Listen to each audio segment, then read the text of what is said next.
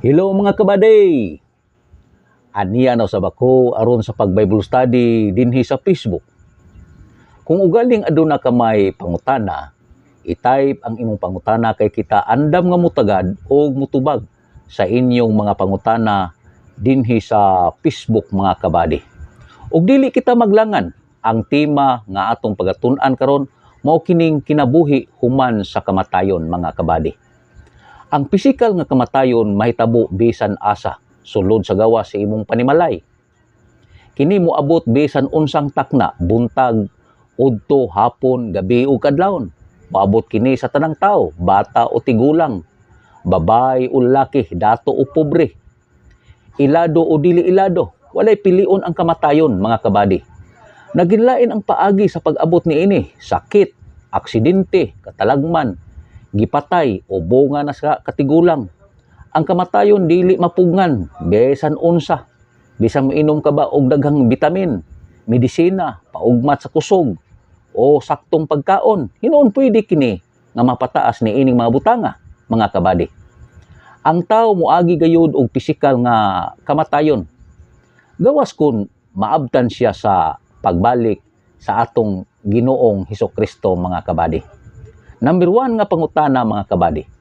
Unsay naghulat human sa pisikal nga kamatayon? Atong basahon ang Hebrehanon 9:27 ingon siya. Mamatay ang tagsa sumala Hebrehanon 9:27, mamatay ang tagsa sa makausa. Ug tapos ni ana hukman siya sa Dios. Ang tao mamatay mga kabady kausar gyud niya, tapos ni ana hukman dayon siya sa Dios. Sumala pa sa Hebrehanon 9:27 mga kabady. Ang paghukom sa Dios maoy mosunod human di ay sa kamatayon.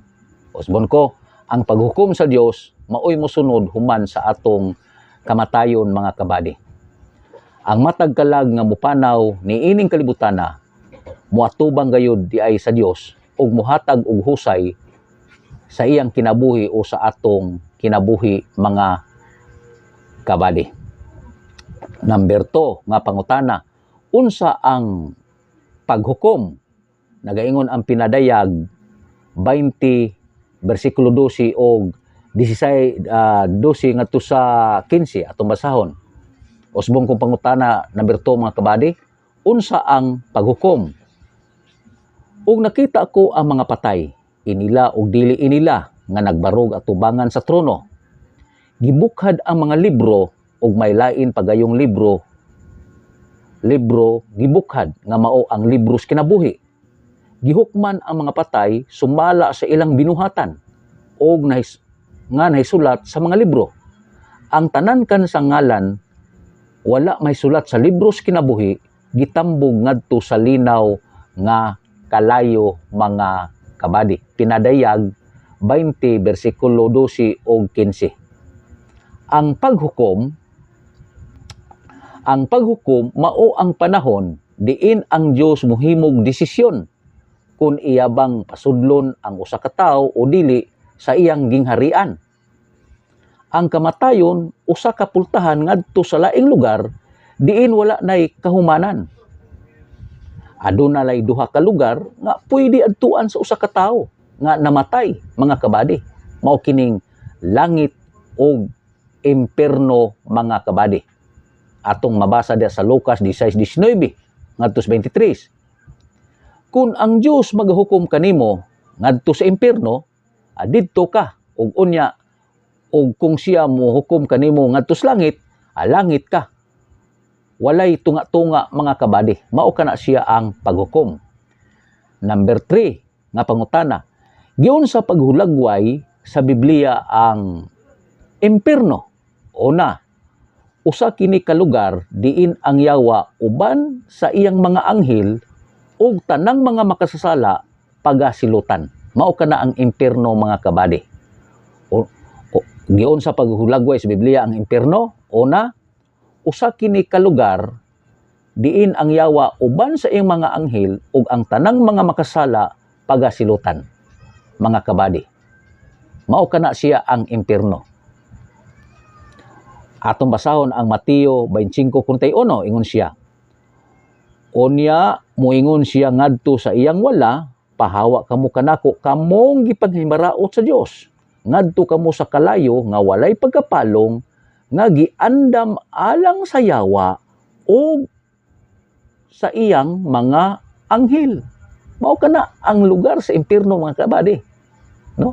Adto ang yawa dito o ang iyang mga anghel o mga taong dautan, mga taong makasasala, mga kabady.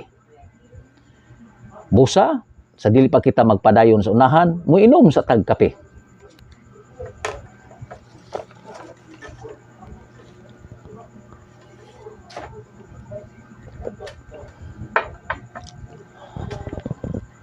Ang tanang mga talawan, sumala pa sa atong gibasa, ang tanang mga talawan ug ang mga mabudhion, ang mga malaw-ayon ug ang mga mamumuno, ang mga makahilawason, ang mga salamangkiro, ang mga nagsimbag mga Diyos-Diyos, ug ang tanang mga bakakon, mahiagom gayud sa linaw nga kalayo, mga kabady, mahiagom sa impierno. No? Sumala pa sa Pinadayag 21:8. Mahulagway ba nimo nga ang yawa, ang tanang demonyo ug ang tanang mga daotang tao sa kalibutan imong makauban sa usa ka lugar hangtod sa kangturan, mga kabady? Mao kini ang mahitabo sa mga tao nga mosupil sa Dios. Mao kana ang impierno, mga kabady. Na? Unsa kining impierno? Unsa paghulagway ang impierno sa Biblia? Ikaduha, usa kini ka lugar diin adunay grabe kaayo nga pag-antos ug kasakit, mga kabady. Mao na ang impierno. Usa kini ka lugar diin adunay grabe kaayo nga pag-antos ug kasakit. Aduna kini mga ulod nga dili mamatay ug kalayo nga dili mapalong. Didto ang grabe kaayo nga paghilak ug panagkagot sa mga ngipon. Didto mahinumdum ka sa imong kinabuhi samtang didto pa sa kalibutan, mga kabady. Mahinumdum ka, mga kabady. Didto magbasol ang mga makasala pero dili na sila pwede maghinulsol. Mahinumdum sila sa mga panahon diin ilang giusik-usikan ang ilang kinabuhi sa pagpuyo sa sala. Manghilak sila ug magkagot ang ilang mga ngipon sa diyang ilang mahinumduman ang mga pagmaymay nga gikan sa ilang mga minahal sa kinabuhi nga unta moduol na sila sa Dios ug magbag-o. Dinhi matuman ang panultihon nga walay pagbasol nga nag-una, mga kabady. Ug ikatulo, giunsa paghulagway sa Biblia ang impierno? Ikatulo, usa kini ka lugar diin ang mga makasasala hangtod sa kangturan, pagasilutan ug mahimulag sa presensya sa Dios. Ang impierno usa kini ka lugar diin ang tanang mga makasasala ibutang didto, tanang mga kasasala pagasilutan, mga kabady. Atong mabasa diya sa ikaduhang Tesalonika 1:9, nagaingon, mag-anto sila sa silot nga walay katapusan, pagkalaglag ug ipahilayo sila sa presensya sa Ginoo ug sa iyang mahimayaong gahom. Ikaduhang Tesalonika 1:9, mga kabady. Tinuod, makahadlok ang mensahe mahitungod sa impierno, pero usa kini ka mensahe sa gugma, mga kabady. Gugma tungod kay ang Dios nagapahimangno kanato samtang dili pa ulahi ang tanan nga adunay lugar nga dili maayo. Busa kinahanglan mosulod kita sa iyang pultahan ug mulakaw sa iyang dalan aron makasulod sa lugar nga iyang giandam kanato nga gitawag og langit, mga kabady. Atong mabasa diha ang langit sa Mateo 7:13 o 14. Ug mahitungod usab sa langit atong mabasa diha sa Pilipos 3:20, mga kabady. Apan sa dili pa kita mo adto sa number 4 mga kabady, mo inom sa tag kape.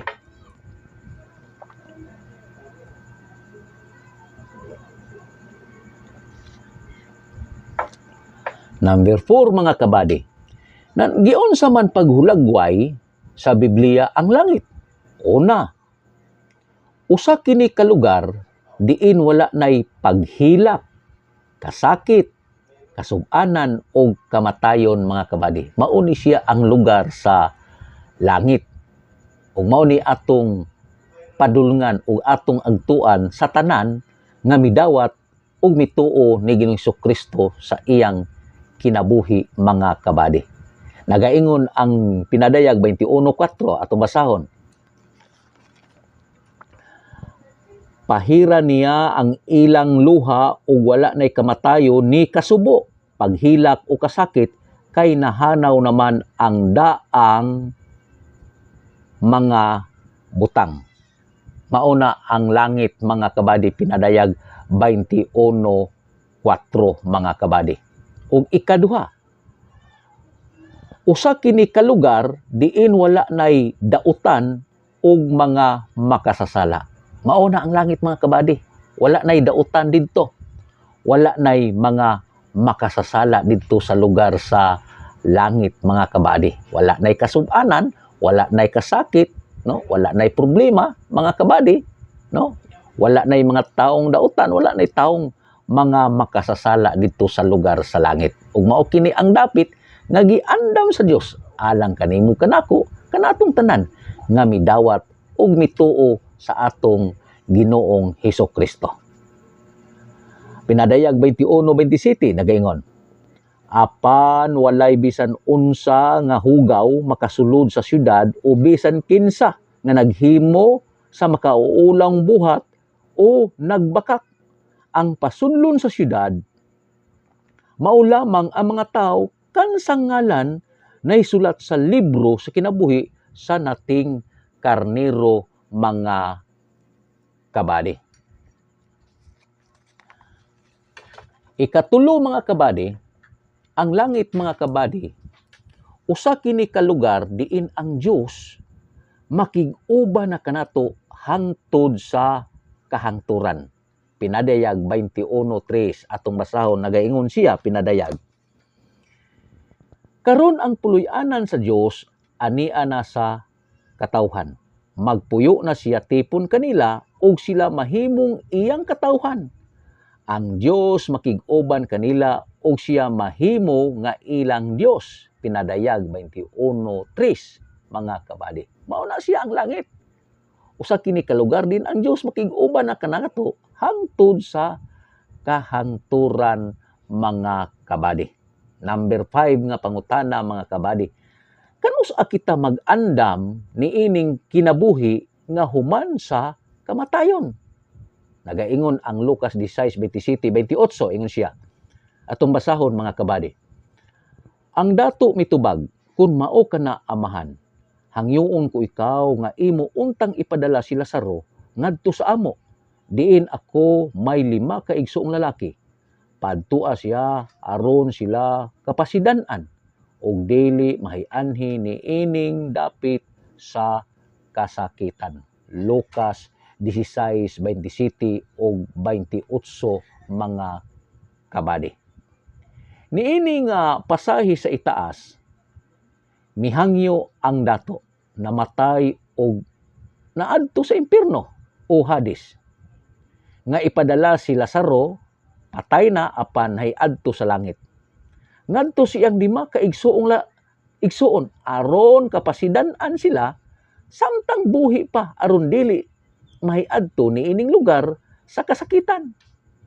Nasayod siya nga nagpuyo usab sila sa sala sama kaniya. Ug kung dili sila moduol sa Dios ug magbag-o, mahiagom usab sila sa impierno sama kaniya. Mga kabady. Kanus aba kita mag-andam sa umaabot nga kinabuhi mga kabady? Ang tubag mga kabady karon samtang buhi pa kita. Ayaw na hulata ang ugma basin og ulahi na kaayo ang tanan mga kabady. Ang Yawa gusto nga dili kita mutuo nga ang langit ug impierno tinuod aron dili kita mangandam ni ining kinabuhia mga kabadi. Apan sa dili pa kita mupadayon sa kaunom, muinom sa tagkape.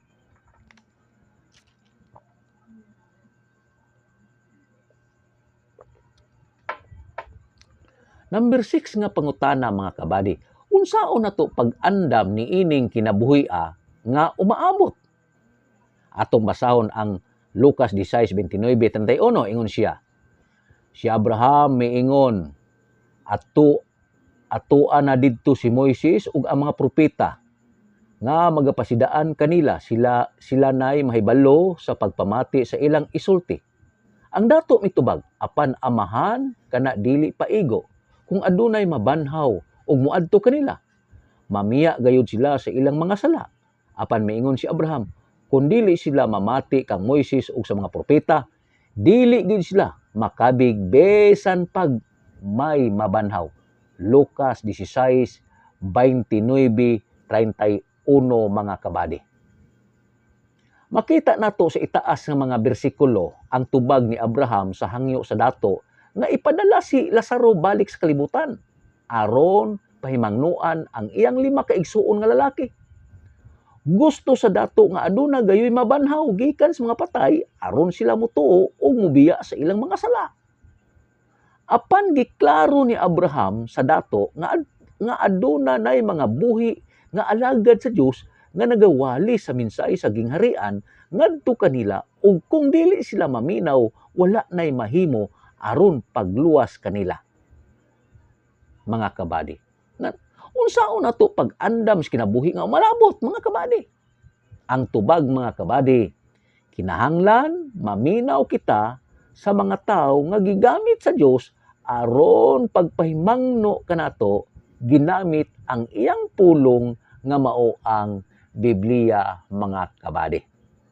Kinahanglan di ay nga maminaw kita sa mga tao nga gigamit sa Dios aron sa pagpahimangno kanato ginamit ang pulong nga mao ang Biblia mga kabadi.